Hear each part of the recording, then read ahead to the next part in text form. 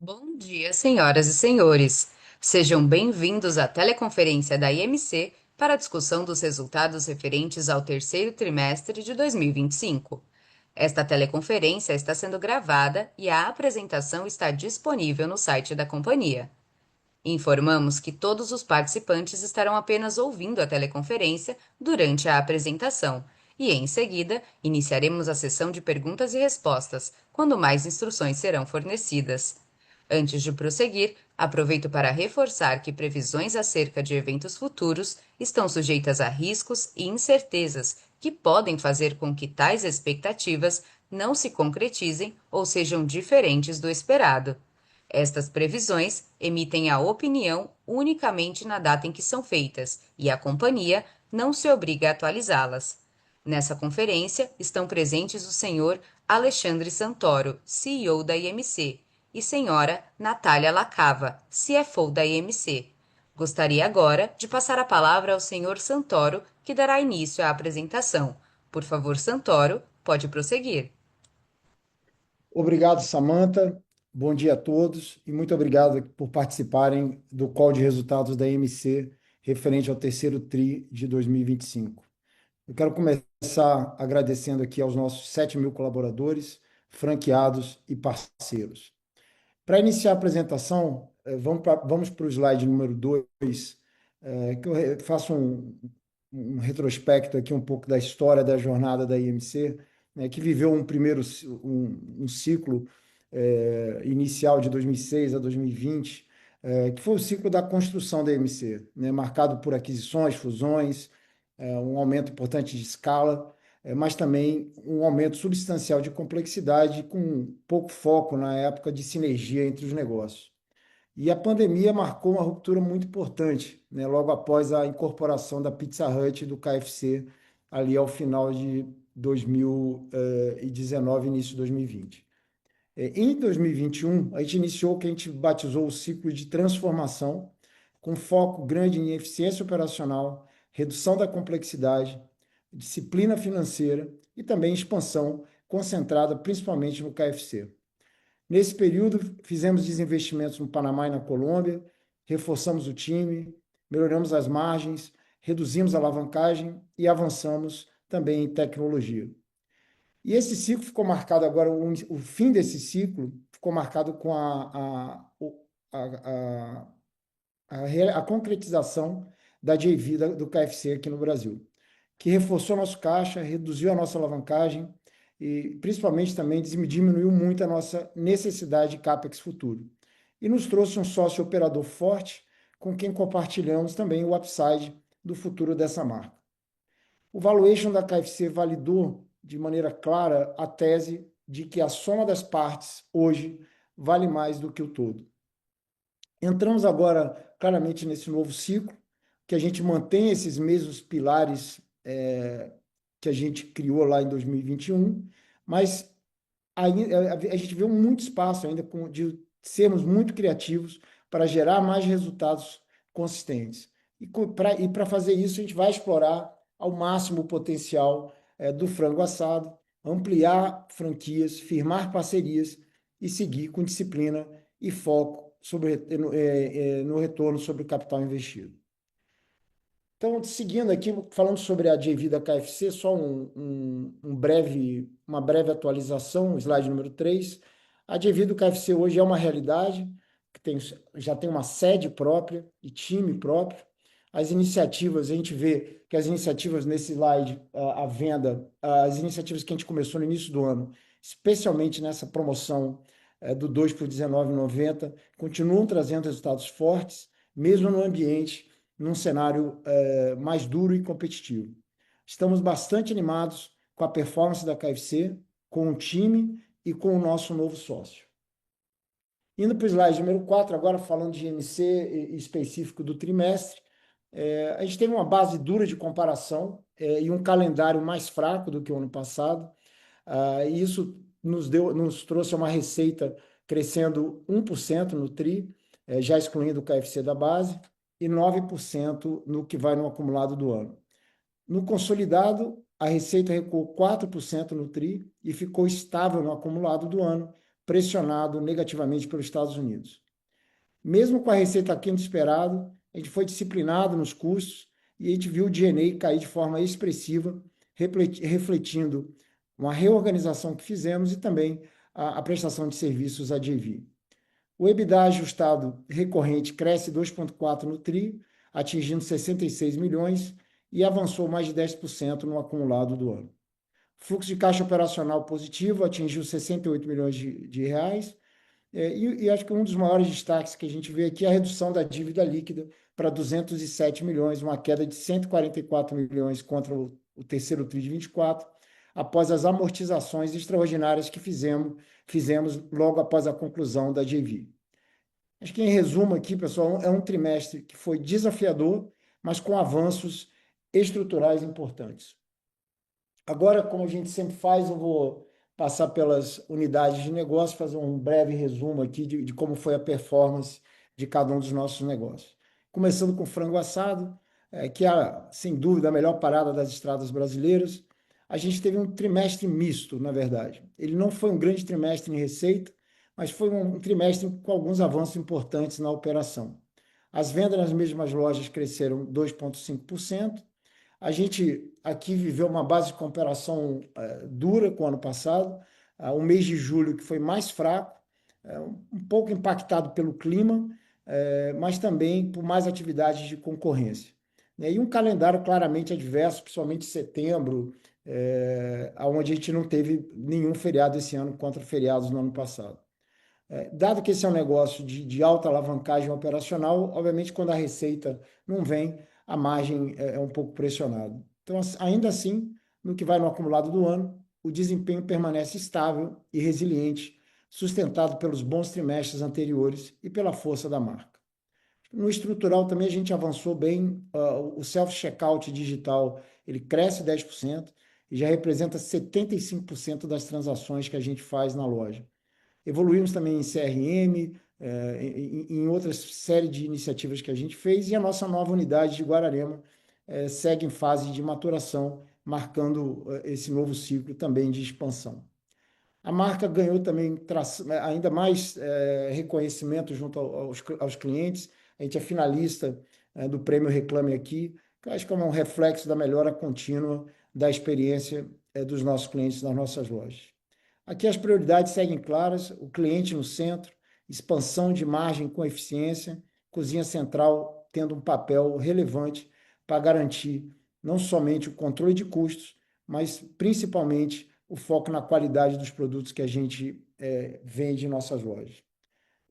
Quero aqui aproveitar e reforçar um ponto importante para frente, que além das oportunidades que a gente vê de expansão, nós vamos focar fortemente na melhoria do nosso parque atual de lojas e, por consequência, na experiência dos clientes. O cenário atual de juros e com a disciplina que sempre nos marcou, nós vamos ser cada vez mais criativos para atrair capital de terceiros para financiar os investimentos que entendemos ser fundamentais para a evolução da marca.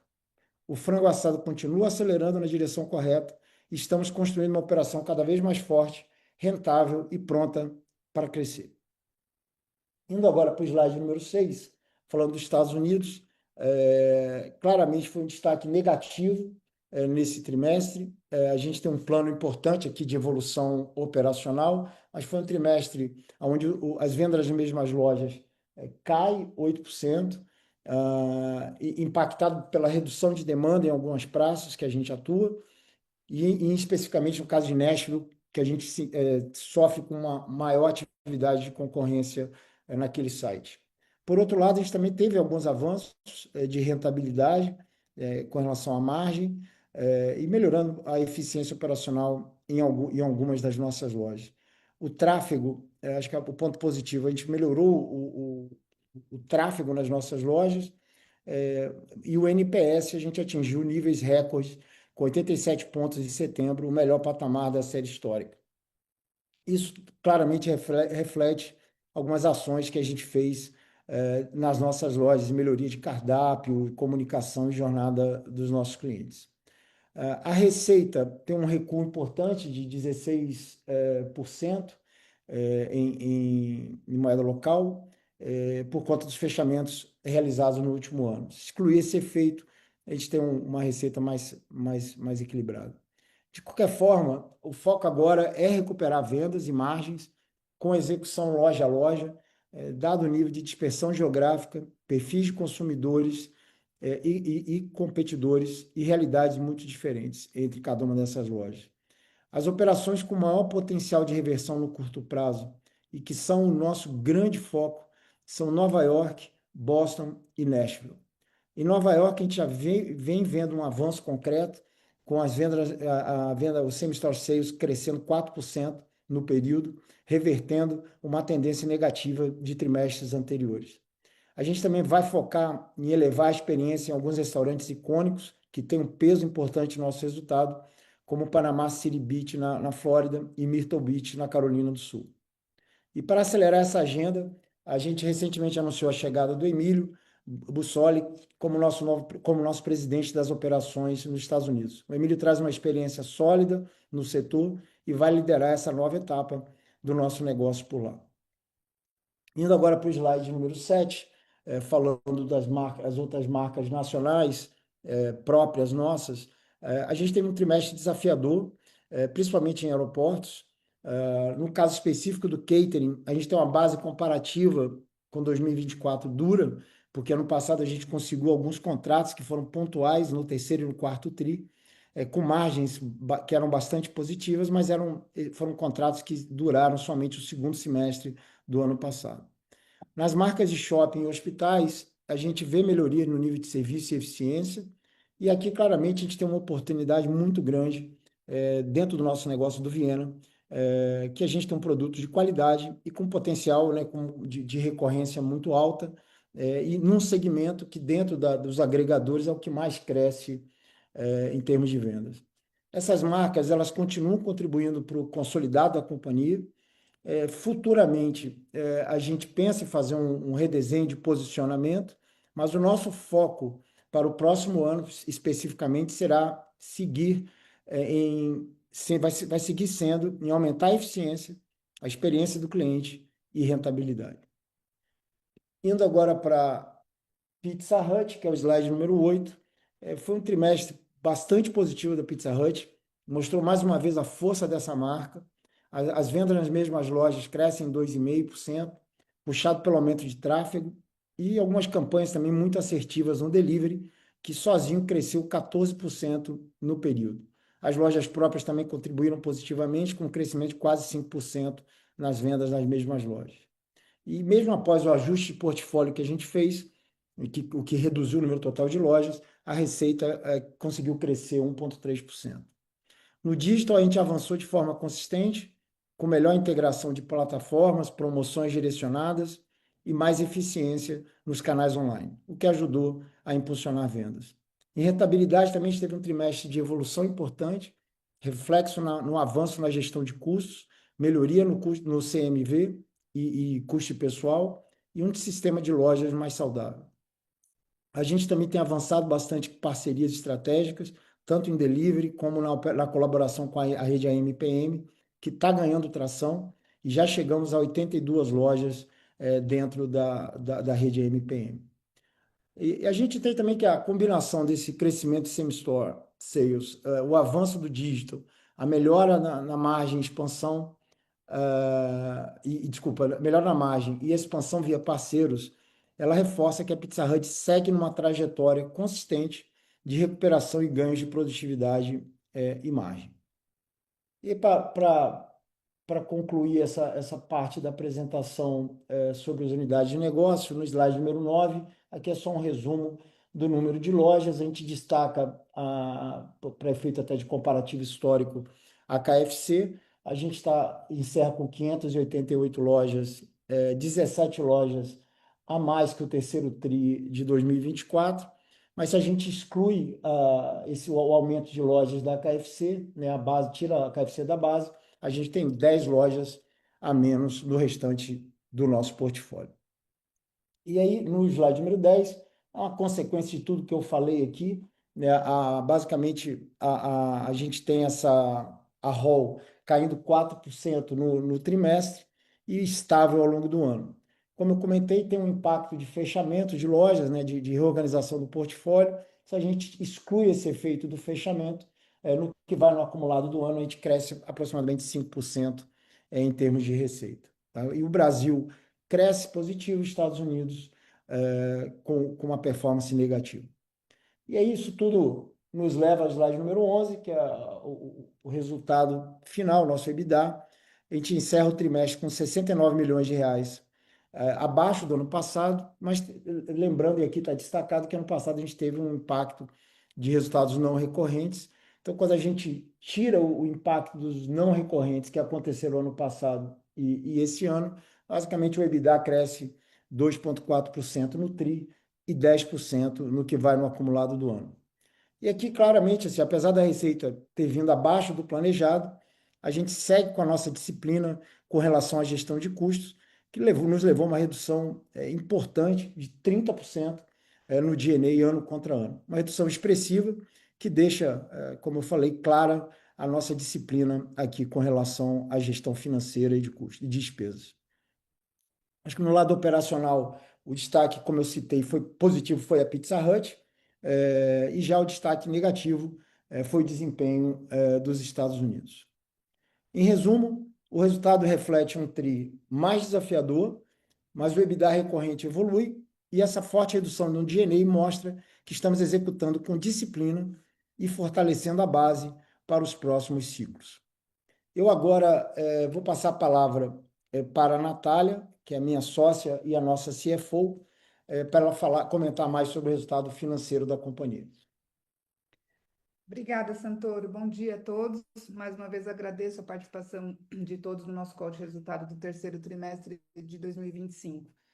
Vou falar agora um pouco do nosso fluxo de caixa dos investimentos, do CAPEX. Acho que o Santoro já comentou ao longo da apresentação. Foi um trimestre mais desafiador, mas a gente conseguiu administrar bem a geração de caixa e ainda permanecemos com uma evolução relativamente significativa aí no acumulado do ano, né? Reflexo de algumas melhorias estruturais que o Santoro comentou ao longo da apresentação, né, que a gente tem emplacado aí ao longo do tempo e uma redução de G&A bastante representativa. Então, a gente termina o trimestre, né, o fluxo de caixa operacional com 68 milhões no acumulado de 2025, mais do que o dobro do ano anterior, reflexo de uma conversão de EBITDA em caixa mais forte. A gente tem focado muito nisso. E suportada pela austeridade no controle das despesas, que tem sido uma agenda importante aí da companhia, junto com o capital de giro. Quando a gente olha para a linha de investimento, a gente mantém a abordagem seletiva para investimentos de expansão. Como o Santoro comentou, né, a gente tem focado aqui em mais ideias criativas para usar capital de terceiros para a expansão. E o CAPEX com isso cai 46% no trimestre, para 20 milhões, e ainda assim influenciado por reformas pontuais dos Estados Unidos, né, que foram afetadas aí por alguns eventos climáticos. No acumulado do ano, a queda é de 27%, mas se a gente olhar ajustando pelo carryover de 24, que a gente já comentou com vocês em outros trimestres, basicamente são pagamentos referentes à competência do ano anterior, a queda foi ainda mais expressiva, né? Então, esses 76 milhões seriam na ordem de 36 milhões, o que mostra o foco que a gente tem tido aqui para proteger a geração de caixa e focando nos investimentos de manutenção. Então, acho que, em resumo, aqui mostra que a companhia tem focado na geração de caixa, entende que nesse ano, né, com a taxa de juros maior, o foco da companhia tem sido em liquidez. Quando a gente vai para o próximo slide, falando um pouco da nossa estrutura de capital, acho que os eventos recentes, né, com a JV, com o KFC, trouxeram uma mudança estrutural aí na companhia. A gente vê a dívida bruta da companhia caindo para 468 milhões. Isso reflete os 100 milhões de amortizações que a gente fez de forma extraordinária, e com isso a dívida líquida fica aí próxima dos 200 milhões, que é reflexo do fluxo de caixa operacional e toda a entrada da venda da parcela do KFC. Quando a gente olha o aging, a gente tem trabalhado aqui para alongar a estrutura, já temos avanços nos vencimentos de curto prazo, que foram parcelamentos rolados, e a gente continua trabalhando para estruturar o aging da nossa dívida para os próximos anos. O índice de alavancagem financeira, como a gente vê aqui nesse slide, segue estabilizado na ordem de 2,1, abaixo do índice que a gente tem estipulado dos nossos covenants, de 3 vezes. E aqui vale relembrar, eu já tinha comentado isso no trimestre anterior, mas acho que vale explicar novamente que a companhia tem uma estrutura de opções, né, para venda da parcela remanescente do KFC, e isso reflete positivamente aqui na estrutura da dívida, uma vez que esses direitos que a gente tem são refletidos no nosso balanço. Acho que isso aqui só para relembrar o que a gente já explicou no trimestre anterior. E para finalizar, gostaria de reforçar que mesmo com os desafios, né, que a gente teve nesse trimestre, que o Santoro comentou, né, ao longo desse TRI, a gente conseguiu equilibrar bem o caixa da companhia, mantivemos o foco para maximizar a conversão de EBITDA em caixa, e continuamos bastante seletivos na alocação de investimento, tentando otimizar ao máximo os recursos já empregados e trabalhando aqui com ideias mais criativas para usar capital de terceiros para a expansão do frango. Então, acho que isso mostra os pilares que o Santoro tem comentado da disciplina financeira da companhia. Com isso, eu fecho esse slide, agradeço a todos, fico disponível aqui para as dúvidas na parte de perguntas e respostas e volto a palavra para o Santoro. Obrigada, Santoro. Obrigado, Natália. Estou indo agora para a conclusão aqui no slide de número 14. A gente lista aqui algumas as principais prioridades, mas claramente assim, começando pela experiência do cliente, né? É o que vai garantir os resultados e o futuro da companhia, a gente conseguir seguir evoluindo no que diz respeito à experiência dos clientes, dos nossos clientes nas lojas, com esse foco diário na operação loja a loja. Isso a gente não pode nunca perder de vista, isso é o mais importante, é para isso que a gente está aqui. Agora, além disso, claramente assim, a gente destaca 3 outros pontos. A gente vai seguir destravando valor no frango assado, com criatividade. A gente está avançando, né, com essa evolução e essa recuperação, vamos falar assim, das operações dos Estados Unidos, especialmente a reversão dos resultados de Nova York e Boston, e fortalecendo, né, claramente a execução comercial e operacional em todas as frentes. Agora, dado também o cenário macro, 2026 será um ano de absoluta disciplina da nossa parte, do mesmo jeito que a gente sempre vem fazendo, e não vai ser diferente em 26. Vocês vão ver uma redução substancial de CAPEX e um foco muito grande na nossa geração de caixa operacional. Nenhuma loja será aberta com capital próprio em 2026. E aí, para finalizar, a consistência, né, claramente, eu olhando para a companhia, eu acho que a consistência dessa nossa estratégia, a força das nossas marcas e a qualidade do nosso time e dos nossos franqueados só me dá mais força e certeza de que a gente está na direção correta. Com isso, eu encerro a apresentação e passo a palavra de volta aqui para a Samantha para a gente dar início à sessão de perguntas e respostas. Muito obrigado. Iniciaremos agora a sessão de perguntas e respostas para investidores e analistas. Caso deseje fazer alguma pergunta, por favor, digite seu nome e companhia no campo do Q&A. Por favor, aguarde enquanto coletamos as perguntas. A gente recebeu a primeira pergunta do Marco Bandeira, com relação ao catering, se a queda expressiva do EBITDA e da margem reflete aumento de concorrência ou aumento de custos. Aqui, Marco, eu comentei rápido aqui na apresentação, que são 2 efeitos, tá? Tem um efeito de uma base de comparação que a gente, ano passado, no segundo semestre do ano passado, a gente fez uma série de serviços que foram extraordinários, assim, durou somente o segundo semestre do ano passado e que tinha uma margem muito boa. Então, isso a gente ajudou muito o resultado do ano passado, mas como eles não eram recorrentes, foi específico do segundo semestre, quando você compara ano contra ano, tem uma redução. Mas a gente sim também tem visto a segunda parte da tua pergunta, sim, tem uma questão de concorrência e um pouco também de pressão de custos, tá? Então, a gente tem um plano em andamento, junto com os nossos próprios parceiros e clientes, e a gente tem um plano em marcha aqui agora de recuperação dessas margens para níveis que a gente tinha anterior ao ano passado. Obrigado pela pergunta. Agora tem uma pergunta do Roberto Santoro e time, parabéns pelos resultados. Obrigado, Roberto. Como vocês vão cumprir as metas contratuais de expansão da Pizza Hut sem usar capital próprio? Seria 100% via franquia a expansão? Aqui são duas coisas. Sim, a expansão via franquia. Dois, a gente está em discussão com a própria Pizza Hut de ajustar esses compromissos aí para os próximos anos para estar exatamente refletindo esse potencial em termos de franquias, tá? Obrigado pela pergunta.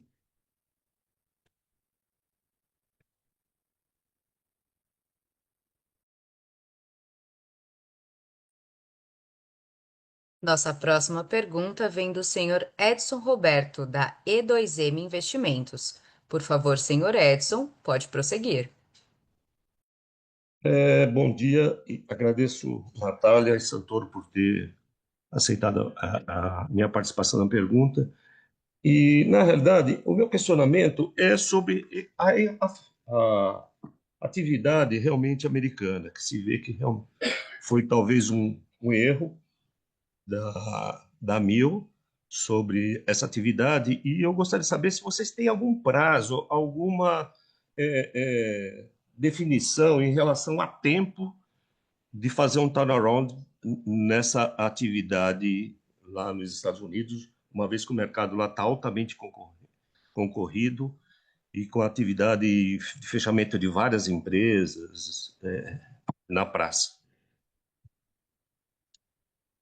Oi, Edson, obrigado pela tua pergunta, mas só para. Eu me sinto obrigado aqui a tentar esclarecer um ponto, que essa é uma operação, Edson, que ela historicamente sempre foi muito positiva para a gente, tá? Então eu não vejo ela como um erro, ela é uma taxa positivo, uma moeda forte, e historicamente sempre foi assim, e inclusive esse ano que a performance não está tão boa, ele também é caixa positivo, tá? Então, então só para marcar esse primeiro ponto, é um negócio que nos ajudou e segue nos ajudando em termos de geração de caixa. Mas para o teu ponto, assim, a gente tem um plano, a gente fez uma mudança importante inclusive na estrutura lá nos Estados Unidos, trazendo um novo presidente com um perfil mais de operações, e a gente vê que a marca é uma marca forte, é um negócio, as localizações são muito, a gente está em lugares muito nobres, em pontos muito bons, e a gente tem sim um desafio ali, um pouco de precificação, de oferta de produtos, e a gente entende que a gente tem um plano para reverter isso e voltar a crescer o resultado lá nos Estados Unidos no ano que vem, tá bom? Agora a gente enfrenta 2 trimestres que são bastante desafiadores lá por causa da sazonalidade, né, que é o inverno americano. A gente está levando isso em consideração no plano para a gente estar no próximo verão entrar ainda mais forte e trazer um resultado ainda mais positivo de lá dos Estados Unidos. Mais uma vez, obrigado pela sua pergunta. Obrigado você e parabéns pelo trabalho que vocês têm executado nos últimos tempos na Mil. Obrigado a você. Tchau, tchau. Bom, a gente tem uma pergunta aqui do Roberto, fazendo um follow-up. Ele pede para a gente comentar sobre a estratégia de rolagem das dívidas de curto prazo e a relevância das linhas de recebíveis que a gente tem no balanço. Roberto, a gente já rolou as dívidas que venciam em outubro, como a gente demonstra no nosso ITR, e seguimos aqui em bom caminhar para a gente reestruturar as dívidas mais de curto prazo, tá? Então, a ideia aqui é alongar os vencimentos. E com relação às linhas de recebíveis, a gente usa elas de forma muito pontual. Na parte de recebíveis é em torno de 10 a 15 milhões, e a gente usa de forma muito pontual, mais para equilibrar entradas e saídas, especificamente no negócio do frango assado, nos postos, tem nosso prazo de pagamento ele é mais curto que o de recebimento, a gente costuma usar para equilibrar especificamente o business dos postos, tá bom? Agradeço a pergunta. Lembrando que para fazer perguntas basta digitar seu nome e companhia no campo de Q&A. Por favor, aguarde enquanto coletamos as perguntas.